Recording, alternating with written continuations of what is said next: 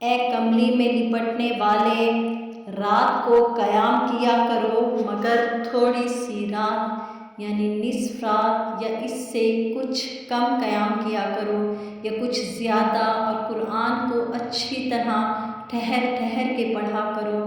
ہم عن قریب تم پر ایک بھاری فرمان نازل کریں گے۔ کچھ شک نہیں کہ رات کا اٹھنا نفس کو سخت پامال کرتا ہے اور اس وقت ذکر بھی خوب درست ہوتا ہے۔ دن کے وقت تو تمہیں اور بھی بہت سے شغل ہوتے ہیں، تو اپنے پروردگار کے نام کا ذکر کر اور ہر طرف سے بے تعلق ہو کر اسی کی طرف متوجہ ہو جاؤ۔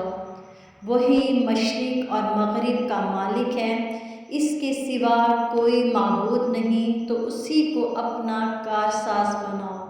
اور جو دل آزار باتیں یہ لوگ کہتے ہیں ان کو سہتے رہو اور خوبصورتی سے ان سے کنارہ کش رہو، اور مجھے ان جھٹلانے والوں سے جو دولت مند ہیں سمجھ لینے دو اور ان کو تھوڑی سی مہلت دے دو۔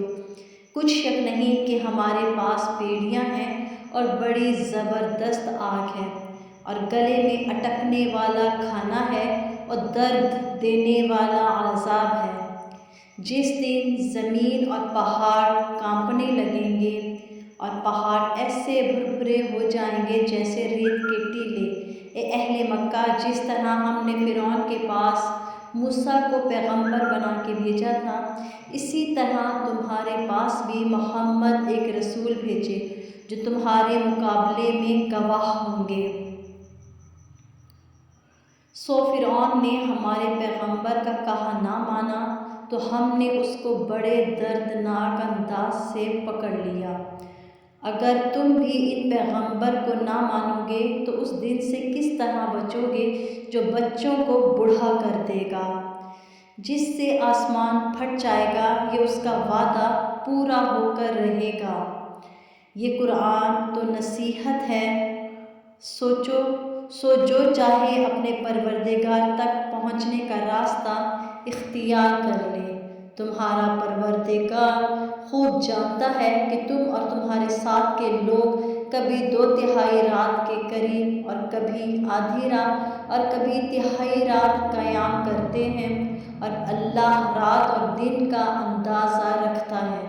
اس نے معلوم کیا کہ تم اس کو نبھا نہ سکو گے تو اس نے تم پر مہربانی کی، بس جتنا آسانی سے ہو سکے اتنا قرآن پڑھ لیا کرو۔